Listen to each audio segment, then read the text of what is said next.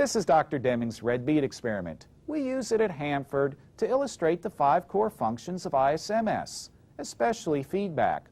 We use volunteers from the audience to produce white beads for the White Bead Corporation, using many modern management techniques such as numerical targets. The number 3 comes up several times during this exercise.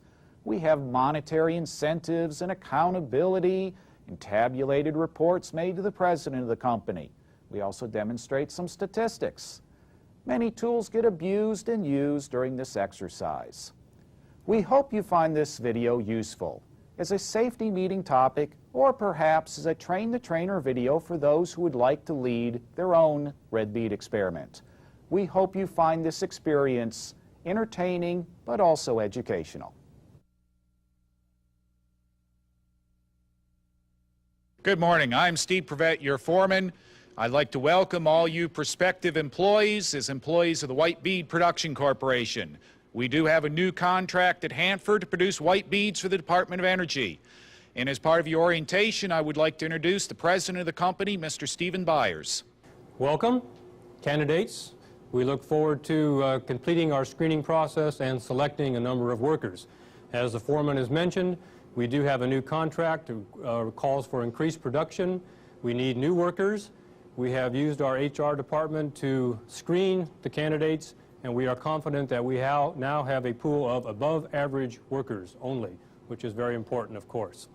With that, I would like to have the foreman select the final candidates, and let's get started with the production. Yes, you all were given pink slips as you entered this room, or some of you were given pink slips, at least the lucky ones.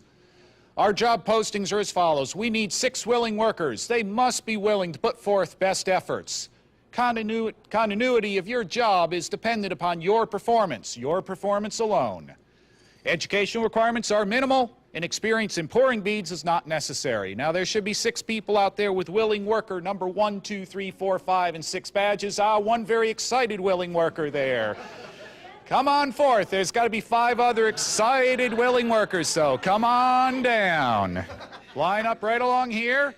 1, 2, 3, 4, 5, and 6. We have 3 not-so-willing workers out there someplace. Come on. You're not making a good first impression upon your management. Come on. Come on, Dan. Okay, I think we have our 6 workers. Line up in order, 1 through 6. That's part of the screening process here. Can you count to 6? Of course, the people that really need to count are our QA inspectors. We have 2 QA inspector sheets out there. They must be able to distinguish red from white and be able to count to 20. These people only have to count to 6. Experience is not necessary. So my 2 QA inspectors, come on forward. Come on up here. 2 QA inspectors. You're a little short on workers. I am. Where'd my 6th worker go? I saw 6 people up. Okay, but inspectors cannot mingle with the workers. Inspectors, come over here. These are the 2 inspector chairs. Oh, all right, look at us now. Hey. Now, I do have a 6th willing worker out there. 1, 2, 3, 4, 5. Number 3. Who's got willing worker number 3? Okay, I hear Tom Schiltnick's out there. Oh, no, we found our 3. Okay.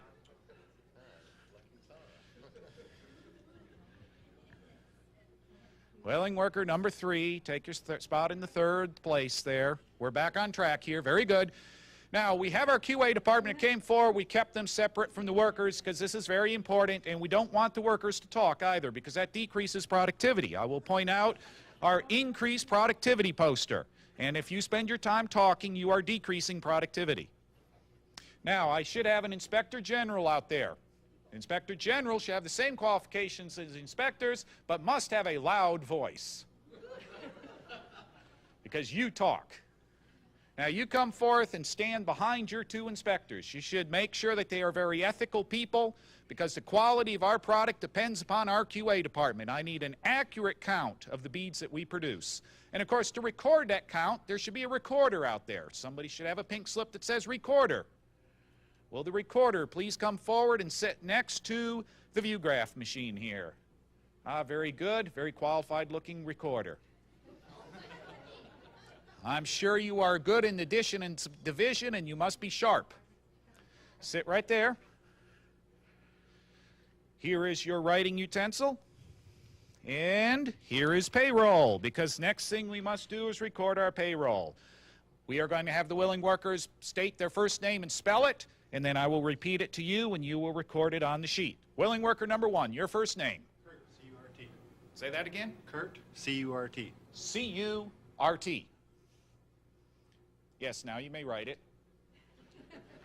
Whaling worker number 2. Marty, M-A-R-T-Y. M-A-R-T-Y. Now my trouble worker here, number 3. My name is Ed, E-D. E-D. Don't get ahead of me. Now, procedure compliance is very important here, you understand. Don't get ahead of me. Worker number 4. I'm Debbie, D-E-B-B-I-E. D-E-B-B. You sure it's not Y? It's I-E. I-E. Okay.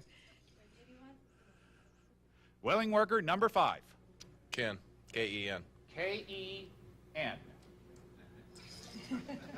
And number 6. Sid, S-I-D. S-I-D. Like those simple names. Very good. Very, very good. Okay, we have our payroll. Now, of course, a very important thing is your on-the-job training. We have a QA program here. We have our BA Quality Worker poster. I have already pointed out our productivity program. We have a performance incentive to increase productivity. You all understand this, increase productivity. And, of course, we have take pride in your work and do it right the first time.